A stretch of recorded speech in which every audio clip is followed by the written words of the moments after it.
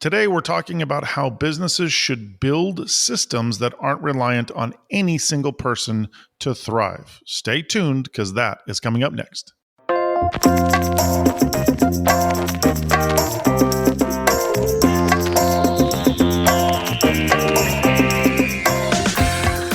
Welcome to the Chris Licurdo Show, where we discuss leadership and life and discover that business is what you do, not who you are. Welcome to the show, folks. I hope you're having a fabulous day wherever you are. Today, we are going to explore this common mindset that many business leaders face, which is feeling that their business can't run without certain team members. These key people, and hopefully all businesses have some solid key people in them, but in these, they may be top salespeople, they may be project managers, they may be leaders who unfortunately seem irreplaceable. Now, while these individuals undoubtedly bring value, we're going to talk about how this mindset is limiting and how to shift it. Now, as I say that, please understand, I absolutely have phenomenal individuals in my business. Very strong people I would not want to do this work, this mission, this ministry without. However, nothing is dependent on any single team member. And the reason why is because what happens if something changes? What happens if something happens, right? So unfortunately, a lot of businesses have this mindset, and we're going to talk about that. We're going to dig into that.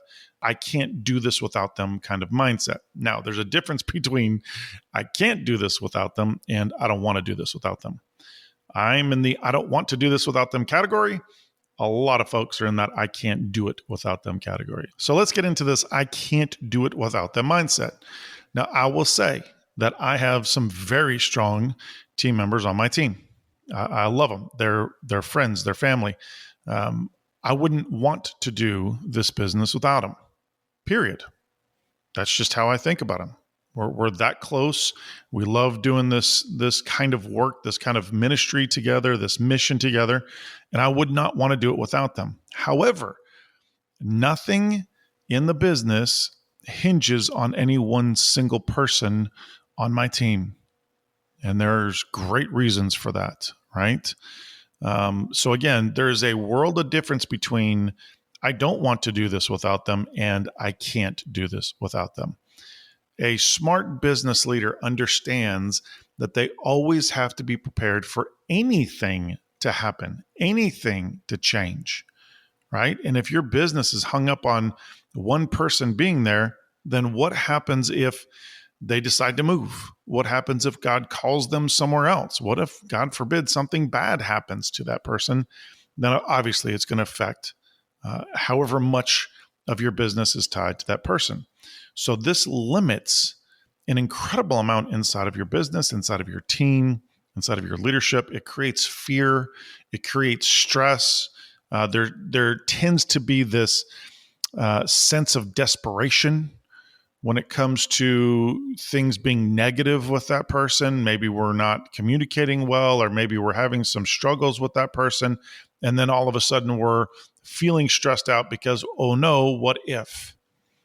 And that's another reason why you should never be emotionally handcuffed to any team member on your team. Your business should not be handcuffed to any team member on your team. So whenever you have this kind of mindset of I can't live without this person, or I can't do this business without this person, then, or people, key people, then it creates a kind of vulnerability inside of the business. I already mentioned, if they leave, if they get sick, if something bad happens, if they move or whatever, we kind of understand that. But what if they have a lot of knowledge on the business? Perhaps they are the ones that are kind of holding on to all the knowledge in a certain area. So we see this in two different ways. As we go through this whole process, I want you to think about this in two different ways. One, this is a great person, but everything hinges on them. Or this is a person I'm having problems with and everything hinges on them. All right. So it could be both ways. Interestingly enough, if it's a great person, but they're the ones with all the institutional knowledge on something or a certain area of the business or how they do, this one specific role, then what happens is if there's no redundancies, if there's no documentation, then if something happens to them, we don't have the ability for somebody just to step into that role and take over and run with it, right? So if somebody leaves, all of a sudden we're scrambling to try and figure out this role. We're scrambling to try and figure out, who are the clients that they're talking to, or what are the processes of doing this area of the business that they do on a consistent basis. A lot of times you'll see this with like an office manager or something. They have so much that they hold on to. Now, this is usually in the opposite side, not somebody that we want to keep, but somebody we're discovering is toxic, and they just happen to have a lot of knowledge on the business. Every single time I've helped a business get rid of a person who's super toxic, but they're also appearing to be a key person, they have a lot of institutional knowledge, what we discover afterwards is actually didn't have that much. They really weren't working hard. They were just protecting themselves in the process, and there tends to be a lot of junk that goes with it on top of that. So things to think about. Those are vulnerabilities. Another vulnerability would be bottlenecks in operations, right? So what happens if this person is the person that everybody has to go to for information, right? It's going to slow down your decision-making processes. When you rely on one person to make decisions, and by the way, that could be you, team leader or owner, that could be you, then there's going to be delays. It's going to cause team members to be overwhelmed. It's going to cause us to not get to clients fast enough or take care of vendors fast enough, right? So it's going to limit, by that bottleneck happening, it's also going to limit our scalability. We're going to be so reliant on one person or a few people that it's going to prevent the business from growing. It's going to prevent progress. That's unacceptable. We can't do that. Another thing is that if we rely so heavily on a person or a few people, then chances are we're going to be overloading those individuals. We're going to be putting way too much responsibility on certain team members, which is going to create stress. It's going to create fatigue. It's going to create, eventually it could create burnout, right? And with burnout and stress and fatigue, what do we tend to experience? Turnover. Because at some point, they may leave. And if they have been a key person and they have been somebody who has been so responsible with all the stuff that you've dumped on them, then chances are the business is going to be left in a bad position. So let's not overload people. Let's not make people so valuable because we've dumped so much stuff on them. They should be valuable because what they're able to produce, right? How they're able to treat people, how they're able to be a team member. But if they are so overloaded that there's a really good chance that they might already have one foot out the door, you got a problem here, because they probably will leave, and then that's going to leave you in a really bad situation. Another thing is that it absolutely creates silos. Folks, silos have to go. You cannot have silos in your business. It is not good.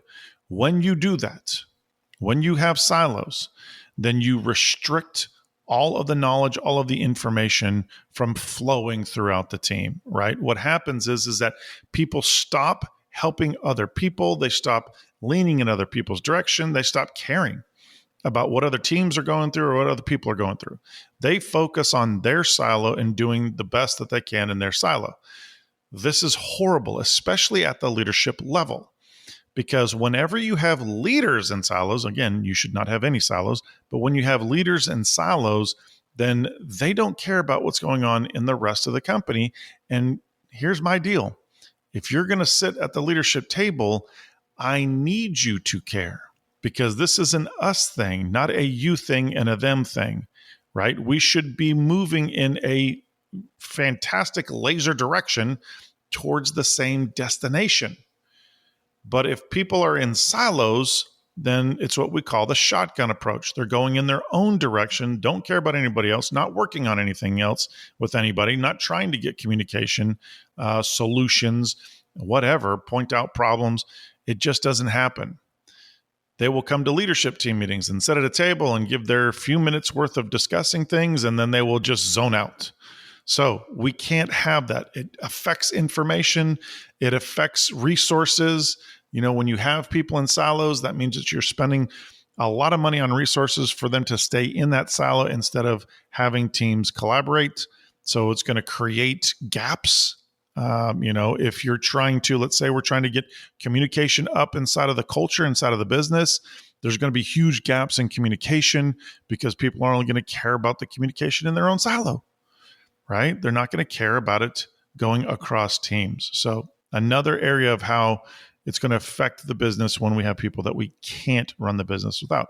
Another thing is when you are so dependent on one person, one perspective, or a few individuals, then it's also going to limit the creativity that comes from the rest of the team. It's going to limit the input that the rest of the team would speak into. In fact, what you're probably doing is shutting down the rest of the team with their creativity, their input, their perspective, their care, because what they see is, well, this person or these three people over here are the only people that seem to matter. So I'm just going to keep my head down, do the minimum amount I need to get a paycheck, and go home at the end of the day. That is a terrible way to run your business. That's a terrible way to limit your team. You should be taxing the collective intelligence. You should be treating people with dignity. You should be getting them to speak onto, about things as much as possible, right? Because our goal is to have the whole team lift the company and move the company forward. When you do that, you have a lack of team development, right? Other team members are going to be, again, if I see somebody else is in a silo, I'm going to put myself in a silo. I'm not going to be looking for opportunities of growth. I see that ownership isn't focused on me growing. They're focused on these key people. So you limit growth. You limit buy-in. You limit people taking ownership of their roles. Again, a lot of times what happens is that people just do the bare minimum to get a paycheck. Also, when you do this, you really put your reputation at risk. So quite often, clients, if they see that there is one person that they can go to for answers, for solutions, instead of following a good, well-built system of project managers or whatever you have, salespeople, estimators, whatever you have in your business, customer service people, usually you have you should have, I should say, a quality path for clients to get served, to get information. If we have a person who is the frontline person for all of these clients, then guess who they're going to contact? That one person. A lot of you owners have probably experienced this in the past when you started the business and you had so many clients that were contacting you and you're like, I can't do it. I have to start handing these people off because I have so many other things I have to do. And they just keep contacting you, right? Well, what happens when you have a specific salesperson that everybody has to contact instead of going through somebody else on the team? Well, a couple things here. That puts your reputation at risk. That person is going to be overwhelmed. There's going to be a time that person cannot handle everybody. They're not going to be able to, right? So what happens when they start dropping balls when they're dealing with clients? What happens when clients can't get a hold of them? What happens when clients start to get frustrated and angry and all of a sudden realize that your business is way too dependent on that one person? Well, you're probably going to start to lose clients. And the whole time, they could have been getting served by another team member somewhere, but we kept this key person in such a prominent place. So if that happens, then chances are you're going to start to find if people are unavailable or a key person is unavailable, that clients aren't getting served well. There's no customer service. Maybe they're not getting the deliveries that they need. All of this can damage your reputation. So a question for you is how much do you feel like your business would collapse or be, considerably damaged if a single person left or a few people left? If the answer is, yeah, I do believe that would, it's possible that my business would collapse or be severely damaged, then that's giving you a really big sign. You have too much that's dependent on 1, 2, or 3 people, right? That you need to do something about this because it's going to affect you in the long run. And it's probably put a lot of stress on you up until this point. So what if it's not dependent on somebody who's great? I can't run this business without somebody who's great, but instead I maybe am dependent on a person because I have not set up things to be redundant. I haven't set up things to get information from this person, documented the knowledge, all that kind of fun stuff. There are some red flags that you need to be aware of because those people are usually going to be some level of control freak. They're going to be some level of manipulator. So there's some red flags you have to see that is causing them to be somebody that the business can't run without, or in their words, this business can't run without me. You can't do this business without me. So there's some red flags you need to be looking for. First thing is a lack of delegation. Why? Because people who are control freaks, who are manipulators, absolutely refuse to take things off of their plate and give it to somebody else. Now, there's all kinds of excuses. Oh, they can't do it right. They're not going to do it as good as I can, yada, yada, yada. I will tell you this, after having done this for decades, the reason that I see being most common when it's a toxic person is they don't want to take things off their plate because they're afraid that they're going to get exposed. And if they hold things on their plate and they don't delegate, then they look super valuable. Again, this company can't do this without me. And, they feel like they're ensuring a long-term role for them. If you see that red flag, you've got to jump in right away. Another piece would be withholding knowledge, withholding information. They keep crucial knowledge to the business or to how customers work or customer contacts or whatever. They keep that to themselves. They make it incredibly difficult for anybody on the team, including the leaders, to actually get this information or step into their role and take over, right? You've probably noticed that the lack of information share or the lack of documented information when this person goes on vacation or they're out sick, that it's a pain in the butt trying to get to certain pieces of information. And then you don't get it until they come back in, right? If they're out sick for a few days, you're not able to get this information until they come back in the door. And again, they appear as though they are so important to the business. That is unacceptable, right? The business, this process can't run without me. These clients can't be served without me. Whatever it is, you got to see that. You've got to see that red flag. Another red flag would be overemphasizing their contributions. Now, it is common whenever you have somebody that's in this role, that's in this place of manipulating, thinking that the business can't run without them, that they will frequently remind leaders, team members, anybody who will listen of their past achievements, right? Or even the current workload, responsibilities that they have on their plate.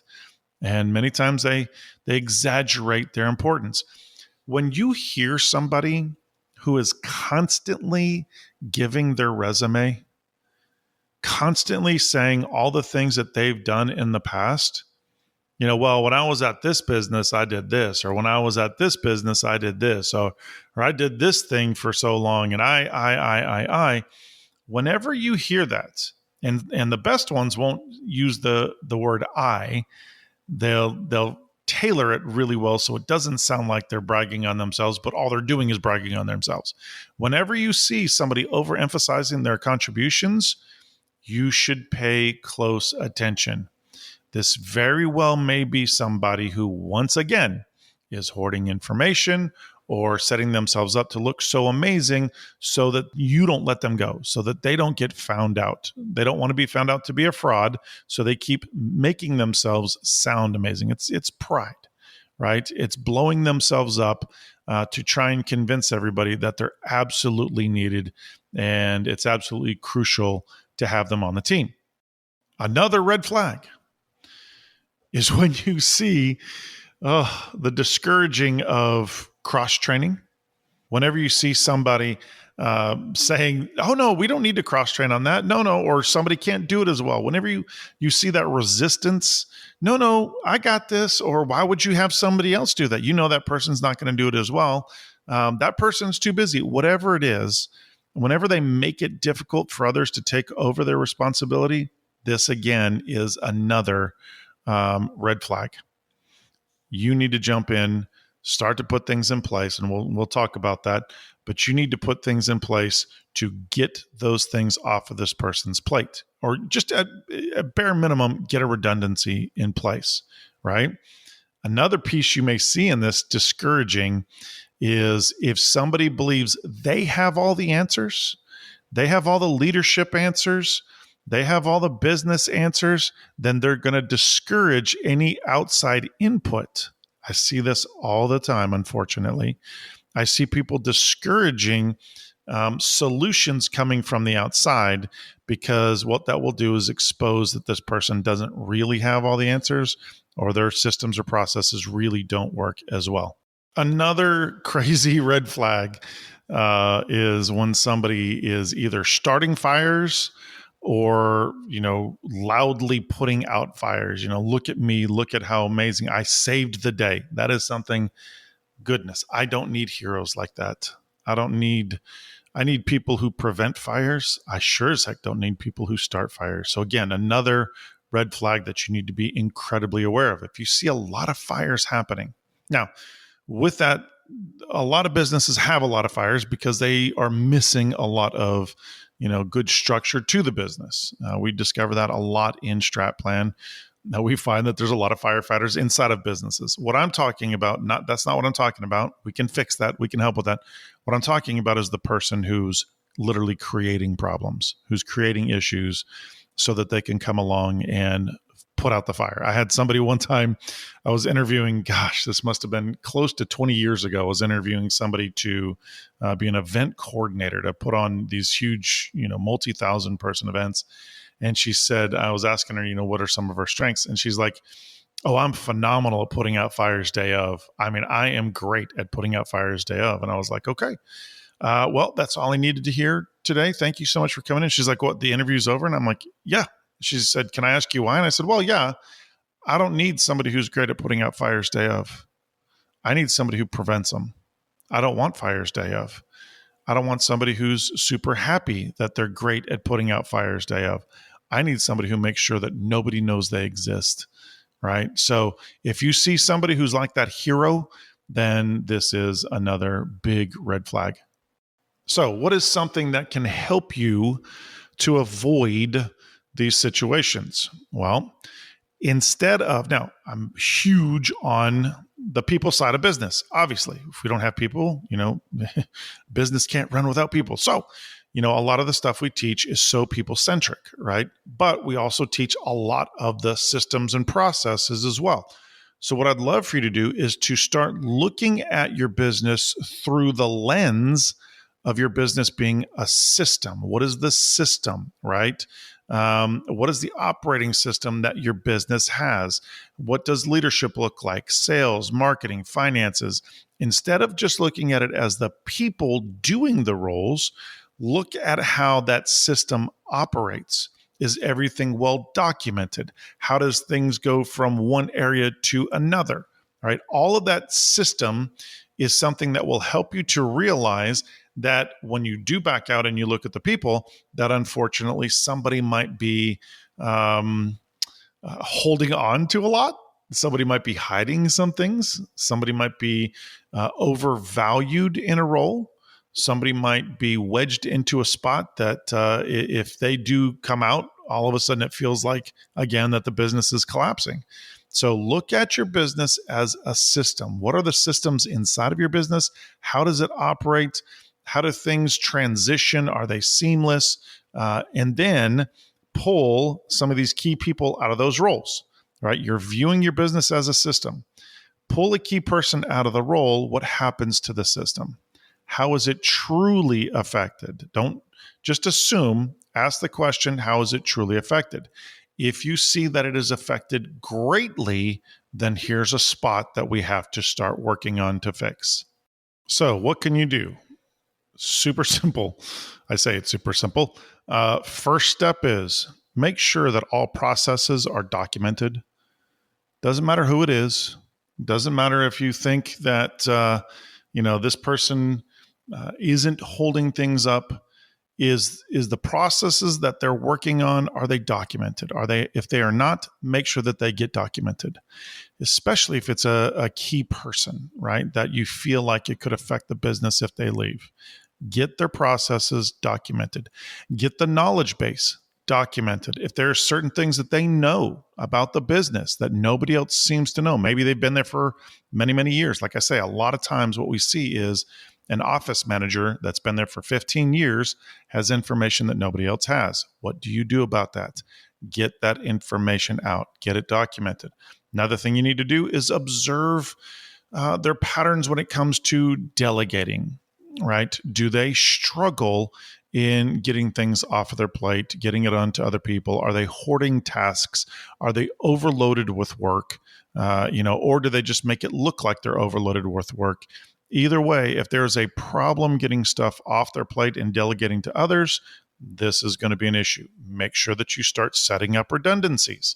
Make sure that people know how to step into their place and do their job, whatever it is. Even if it's just aspects of that job, you can always evaluate that person's role and ask yourself the question, how many things in here do I think are vital to the company that if they left, it would really affect the company badly? Put redundancies in where those things are. Also, listen for narratives, right? If they're frequently stressed out, if they're consistently talking about how unique they are, how important they are to the business, then make sure that you're doing things to standardize their role, to make sure that the knowledge is documented, the things that they're doing are getting handed off their plate. But listen for those narratives. That's going to help you to go, something is wrong. I need to do something. It's a red flag. What do I need to jump in here and fix? Another thing to look out for is compare their contributions objectively. Evaluate their work, based on measurable outcomes rather than just narratives, right? Are their results truly irreplaceable, or is this perception driven by something that they're communicating, right? Or is it driven by their behavior? If you can objectively look at what they're doing and compare that, then what you may discover is the narrative is driving the value, not the actual work. Obviously, the work has value, but they may be making themselves look a heck of a lot better than they are. So, what can you do to avoid the panic of losing top performers? Cross-train, cross-train, cross-train. I know I've already said it, but make sure that you make it a standard practice for every single key role to have at least one backup trained. You need at least one in case something happens. The moment you do that, you will be shedding light on that role, and this perceived value may just dwindle. It may drop considerably, right? Make sure that you're standardizing processes. Mandate that all essential tasks be documented. Make sure the systems like CRMs are used for, transparency instead of hoarding contacts and information. If a person resists, then it's probably a sign of manipulation. So absolutely push forward and get it done. Address the resistance directly. Do not allow that to happen. Make sure that you're boldly addressing somebody resisting change because, again, they may be hiding something that you need to get to as soon as possible. Make sure that you're setting clear expectations for transparency. Clear expectations. Let team members know that the company values transparency. This is a good thing. We should be clear on being able to see how other areas work, what they're doing. We should be sharing knowledge. We should be collaborating. Make sure that everybody knows that no role is so unique that only one person can fill it. It's okay to say those things out loud because as you do, again, it shines a light on somebody who's trying to make it where the company can't do it without them. Another thing is limit your praises based on exclusivity of a person or a few people. Make sure that you're highlighting team wins, collective wins. Make it clear that this is a business that has a system, and it's a system of people working together. It's not dependent on individuals, right? It needs everybody. If everybody is not involved, we don't make this happen. We don't get things done. We don't serve clients. We don't make money. We don't put food on the table. Lastly, make sure that you're having absolutely direct, bold, clear, maybe even potentially brutal conversations. If you suspect manipulation, have an open conversation with a team member. Make sure that you're addressing your concerns. Explain the need of why things must be documented, why there has to be processes, team-wide responsibilities, delegation, and then listen to their perspective. Listen to how they respond. You may discover that this was a misunderstanding. They may respond, absolutely, let's get it in place, let's do it, I'll help out, yada, yada, yada. Chances are, if you've already got this feeling that maybe this is somebody who is making themselves more important than they are, then you will probably get a lot of pushback. You will probably get a lot of resistance. So, additional things we want you to listen to. Episode 330, How to Lead an Uncoachable Team Member. This is where we go through a 5-step framework to lead team members to clarity and ownership. And we're also role-playing in this, the conversation, so you're actually going to hear how to lead that in real time. This will help you to have these types of conversations that you need to with somebody who's struggling, right? Somebody who's holding on to stuff, somebody who's maybe made themselves a key player. And once again, please do not hear me say there's anything wrong with having key team members. I have key team members, but the business isn't dependent on any one key team member. If we lose somebody, we would hate it immensely, but we would rock on. We would fill that role and we would do what we need to do and we would rock on. So the more robust your system is, the more documented your processes are, the more delegated your tasks are to the right people at the right times properly, the more you're going to empower your team members and they will see that they're all needed. Everybody is needed. Everybody has a critical role. Everybody needs to step up, take ownership, take responsibility. Everybody can be a great performer inside of your business, right? The business should never be built on a mindset of fear. It should never be built on a mindset of dependency. If you shift this belief, then you can create an incredibly stronger and more resilient business. Well, folks, that's all the time that we have for today. Hopefully this has helped you immensely. As always, we want you to take this information, change your leadership, change your business, change your life, and join us on the next episode.